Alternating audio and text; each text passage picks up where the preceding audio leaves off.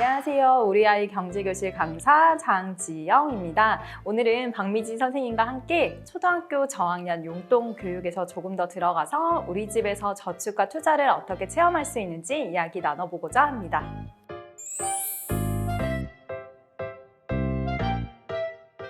요즘 아이들 하고 싶은 것도 많고 갖고 싶은 것도 많죠. 그래서 돈을 모으는 것보다는 쓰는 것에 관심이 조금 더 많습니다. 이 부분에 대해서 우리 부모님들이 고민이 많으실 텐데요. 아이들 어떻게 하면 저축 습관을 좀 들여줄 수 있을까? 우리 아이가 어떻게 하면 저축에 조금 더 흥미를 느낄 수 있을까라는 고민 해보셨죠?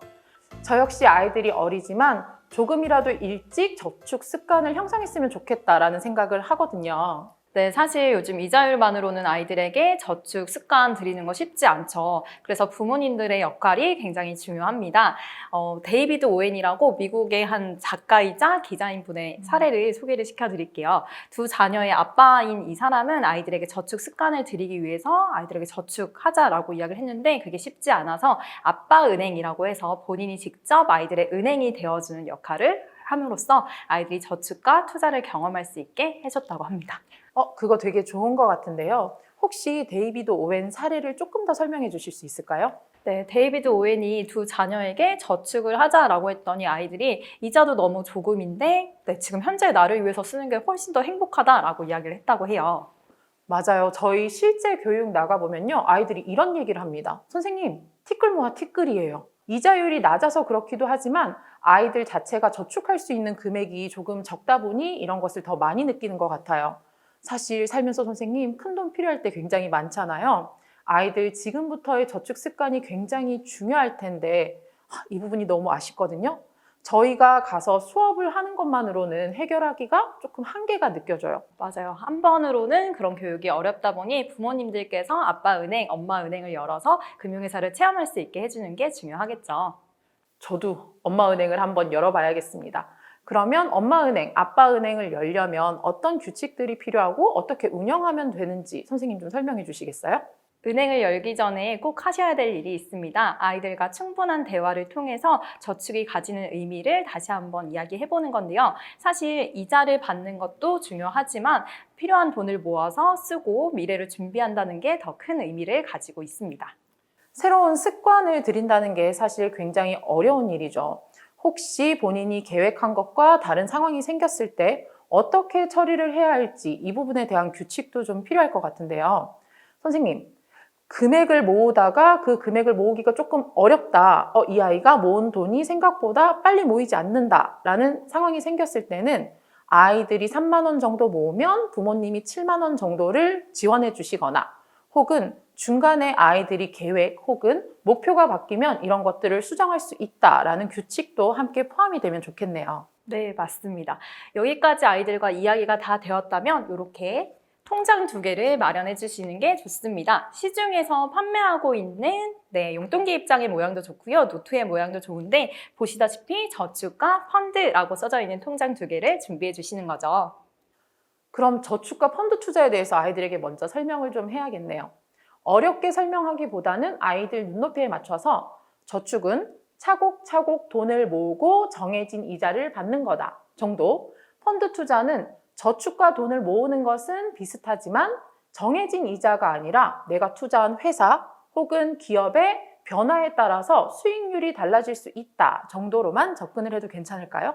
네, 초등학교 저학년인 경우에는 아이들 이해가 쉽지 않을 수도 있습니다. 하지만 초반부터 너무 아이들에게 많은 걸 이해시키려고 시간을 많이 쓰지 않으셔도 괜찮아요. 왜냐하면 아이들은 체험을 통해서 그 과정들을 몸소 체험하게 될 거니까요.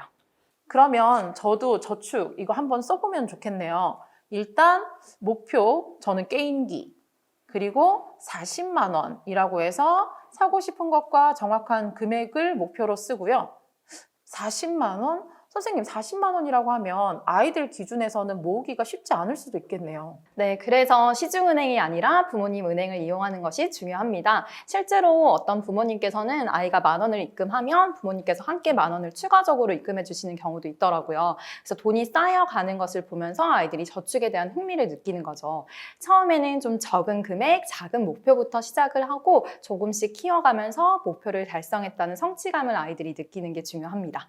이자율 같은 경우에는 아이들이 처음에는 금액이 많지 않을 테니 조금 많은 이자를 주시고요. 시간이 지남에 따라서 조금 현실 감각을 느낄 수 있도록 시중 이자율에 맞춰 가시는 게 좋겠죠.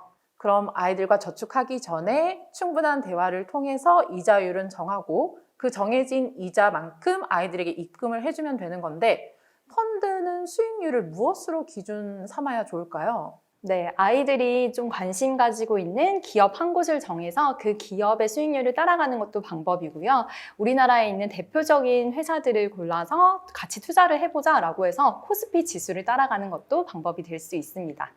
그쵸. 코스피 지수를 만약 기준으로 한다면 아이들이 조금 어려워할 수도 있기 때문에 숫자 변화에 너무 연연해하지 않고 왜 이렇게 수익이 생겼고 왜 손해가 생겼는지 그 이유에 대해서 조금 더 이야기를 하며 적용을 해주면 아이들에겐 조금 더 도움이 될 것 같네요.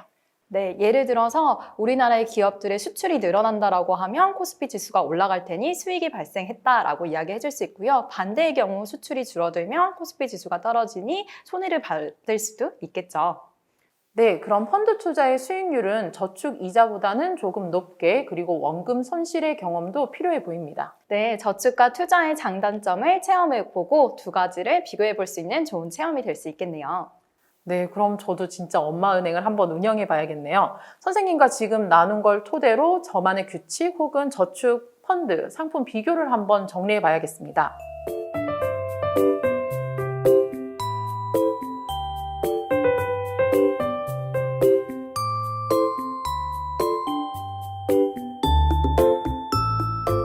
네, 오늘 이야기 나눈 부분을 조금 정리해 봤는데요. 저축, 이자율 지급 방법, 그리고 인출과 관련된 규칙도 조금 필요하겠죠.